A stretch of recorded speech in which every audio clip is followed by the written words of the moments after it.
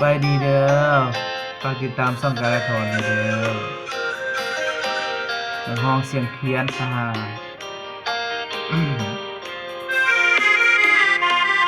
อย่าลืมฟังเสียงเพลงอายห้องสั่งก่อนจากนนนางอายยังได้ให้สัญญาว่าจะหักนางหักเดียวตลอดสิว่าหากผู้ใดลืมลาฟ้านั้นสวยลงโทษให้อย่าลืมฟังเสียงเพลงอายห้องส่งป่านนี้น้องคงพะวงหาอายบ่ไหวน้องอย่าน้อยใจว่าอายนี้จะลืมไหลขอจงมั่นในใจ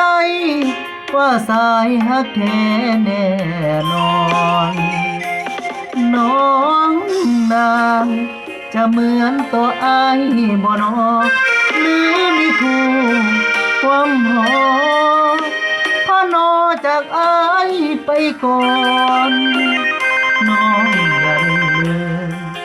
สัญญาเลยนะงามงอน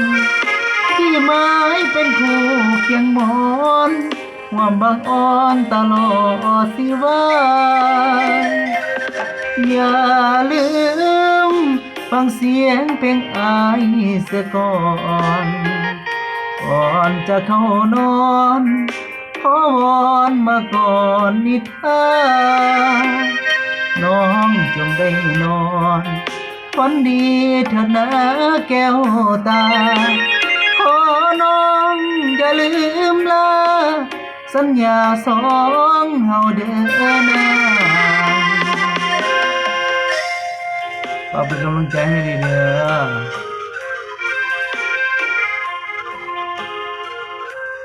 ฝากคอมเมนต์ฝากติชมดีเด้อ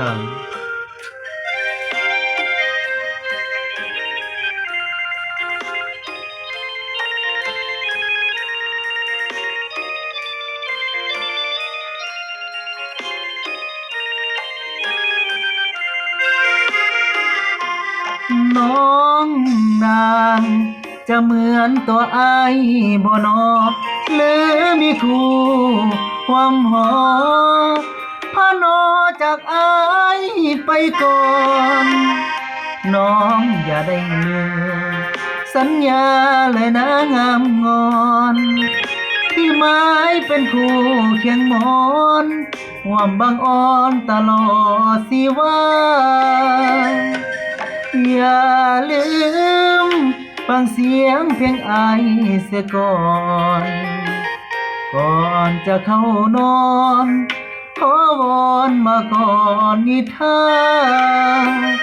น้องจงได้นอนฝันดีเถิดนะแก้วตาขอน้องอย่าลืมลาสัญญาสองเฮาเดินหน้า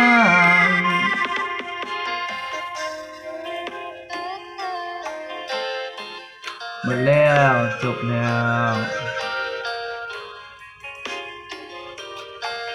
ติดตามพี่สมนี่เด้อขอบใจ